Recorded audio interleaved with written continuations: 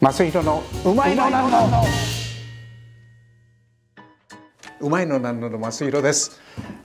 このところ神宮前の弁日本料理なんですけども、もう日本中で一番評判のお店の主人兼料理長、長谷川さんにお話を聞いております。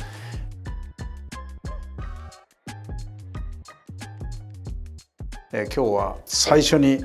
最近出された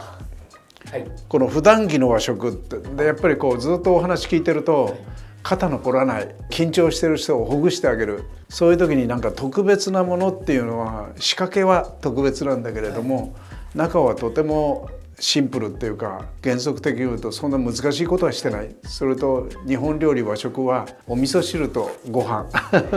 声出てるけど、それが一番ベースになってると。はい、それがやっぱり伝の魅力のベースにあるんですか？日本料理屋さんっていうとちょっとやっぱりこうかしこまったり、特別な時じゃないとっていうようなイメージはあるんですけれども、普段僕らが食べてる子供の頃から食べてるものも僕は日本料理だと思っていて、その日本料理は何を使うから日本料理だっていうものではなくて、やっぱり相手を思いやる気持ちだったりとか、おもてなす気持ちだったりとかっていうものだと思うんで、例えば母親が父親が子供を思う気持ち、パートナーが相手のことを思う気持ちで作るものっていうものがなんかとても大切な部分にあって、そういった中で僕が母親から教わってきたものとか、自分が料理を作る時に大切に思ってることとか、あとは今若い料理人たちに伝えたいことっていうものとか、あとはね、外になかなか出ることができなかった2年間にこう家でお食事をする機会があった時に料理を作る楽しみとか、だから料理を作らなきゃいけないって言って作ると結構大変になっちゃうんで、だからそういったことも書いてます。料理作りたくなかったら作らないでくださいって書いてあります。無理して作る必要はないですって。でその普段着とかね、普通っていうのがプロにとっては実は言うと一番難しいことだと思うんですよね。そうかもしれない。ね、お客様からお題を頂戴して出すのが、これは普段着ですってなかなか言えないもんね。白いご飯って出しませんもんね。そうですね、出さなくなったんですよ、やっぱり。出さなくなった。はい、基本的にやっぱり海外のお客様が多かったり、日本料理にやっぱり慣れてないお客さんが多かった時に、白いご飯とお味噌汁とお漬物と何かがあるよりは、ご飯だけでこう食べて美味しくなるようなものの方がいいなと。それを超えていって自分の好きなお米はこれとかになってくんじゃないのかなと、逆の発想なんですけど、全部今までのお話と同じね。はい、だからご飯の魅力を外国の人に伝えようと思ってもなかなか難しい。これがどこどこのお米で、これがどこどこのお米でって言ってもやっぱ分かりづらい。鮎なんかも日本人は取れる皮の違いでこういろんなものをイメージしたりありがたく食べれるんですけども、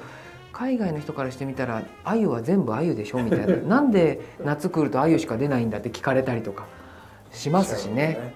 そこをなんとかしなきゃいけない。そうですね。そうすると白いご飯だとなんか残す人が外国の人が多かったのが、一呼吸したら皆さんおかわりみたくなってきた。炊き込みご飯とかっていうので、お店始めた頃はやっぱりなかなかやってなくて、でそれをどうにかして食べさせてあげたいと思うと、やっぱりその良さっていうものをみんな気づいてくれて、でいろんなところでこう炊き込みご飯、土鍋ご飯みたいなもの、釜飯とはまた違った良さがあるじゃないですか。僕はもう今まで強烈に忘れる夏場の時に穴子を一本揚げしたのを、土鍋は白いご飯なんだけども、でそこにこう天バラみたいなイメージ天バラみたいな、それでやったの美味しかったな。あれ揚げてる時僕ちょっと早乙女さんの気持ちになりながら揚げてますからねできないんですけどね、できないんですけど、でもイメージはね、イメージしてみたいな感じで。でもあれがご飯と合わせると本当にもう、なんか海外の方はその油とお米とか、そういう組み合わせは牛肉のやつもそうですね。だからそういうところが結構面白いなと思って、だから海外のシェフがいろいろ来たりとかするといろんなご飯試してみるんです。僕やっぱ面白かったのが、レネが来た時に、結構日本人の好きな甘いしょっぱいような料理をあんま好んでなかったの僕出しながら分かったんですよ。すっぽんのスープはすごい喜んでて、で酸味があるものが結構好きだなっていうイメージがあって、で最後のご飯、土鍋のご飯を日本のサーロインと下が雑穀のご飯、そのボソボソボソボソっとした食べるとこういろんなものを感じるようなあれを出した時にレネがこれすごい美味しいって、その肉を食べるんじゃなくて雑穀を美味しく食べるこのサーロインっていうものの相性がすごいいいって言って喜んで食べたのを見てて、なんかいろんな国の人がいろんな食の好みがあって、こういうものも好きなんだなとか、こういうものは苦手なんだなっていうものを、日本にいながらも経験できると。レネ・レゼッピって、有名なノマ、デンマークのコペンハーゲンに世界で1位っていうのを何回も取って、もういまだに世界中の人が一番行きたいレストランの一軒ですよね。その彼が日本についてものすごく興味深くて、おそらくそういうきっかけをデンさんで食べたところからなんか感じたりなんかすると思うんだ。他のシェフがこう食べて、でそのシェフからのプロポーズでコラボみたいのが結構やっぱり多いですね。でやっぱり来てくれて、僕も行って一緒に料理を作ろうっていうこととかが結構多くて、僕が一番初めコラボやったのはブラジルなんです。ブラジルなんです、ブラジルのサンパウロのレストランで DOM って書いてドンっていうレストランですけど、そこのシェフが来てくれた時に、アレックス・アタラがもう僕の一番好きなシェフです。一番好きなシェフ、だからノマのレネさんがアリを使って世界中に知られましたけど、一番初めはそのアレックスが使ってたのがあれですね。アマゾンのアリってレモングラスの香りがするんですね。でそれをそうです、擬酸って言いますよね。そうですね、それをパイナップルと食べさせるのがその彼のレストランのスペシャリティだったんですけど、食材として一般的に知られるようになったのはやっぱりアレックスの料理が一番早かったんじゃないですかね。日本でも長野の方は蜂だとかそうですね、アリを食べてたらしいんだけど、コラボで行った最初もサンパウロ。そうですね、サンパウロです。で彼が食べて、今度周年の記念があるんだけど一緒に料理やろうって。僕無名ですよ。何にも別に有名でもなく、ミシュランで星を取ってるわけでもなく、ただ彼が来てくれて、彼が食べて、彼なんてもう世界のトップのシェフなんで、一緒に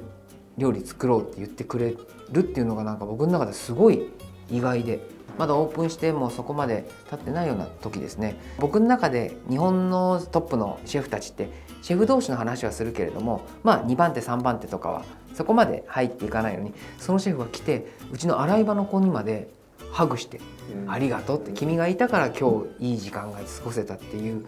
全員にですよ。素晴らしいね。僕それを見て、絶対これはもう見習おうと思って、必ずみんなに挨拶をしっかりするとかっていうの、それって当たり前のことなんですけど、気づかなくなっちゃうんですよね。だからそういうところは海外のシェフからお料理だけじゃなくても見習うところはたくさんある。でどのぐらいの国行ったんですか？どれぐらい行ったんですかね。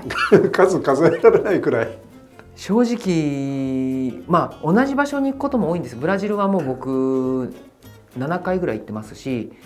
ペルー行ったりメキシコ行ったり同じような回数何回も行く場所は多いんですけども、それでもヨーロッパはフランス行ったりイタリア行ったりベルギーいろいろ行ってますね。なんかロシアも行ったんですか？ロシアも行きました。ロシアも2回ぐらい。やっぱりその国その国で僕らが経験できることっていうものはやっぱたくさんあって、で教えられることもやっぱたくさんあるんですけども、教わることの方が多いですかね。そう、はい、向こうはなんでデンさんを呼びたいのかしら。海外で日本料理をやってくれると思うんじゃないですかね。例えば日本料理の方に行こうよって言っても、日本の食材っていうものがこうあって、お水が違うとか、そうですね、出汁がとかっていう風になってくると思うので、だから僕の方が誘いやすいし、同年代のシェフたちが多いんで声もかけやすかったりするんじゃないですかね。そこでデンさんに聞きたいことがあるんですよ。でみんな日本人は日本料理っていうと外国の料理に比べて季節感が、あって素晴らしい、器の盛り方からして、全然違うとか、とても優れてるところは皆さんよく認知してるし、料理人の人も自覚してると思うんですけども、もうこれはデンさんにしか聞けないなっていう質問なんだけど、日本料理の弱点っていうのは何だと思います？世界中そういうふうに行かれてて。日本で料理をできるその日本料理っていうのは食材も良すぎるし、食材が良すぎる。例えば漁師さんであったり生産者であったりという人たちとのもうクオリティも高いし、いいものが手に入りすぎるのが弱点じゃないですか。魚なんかはすごいもんね。はい、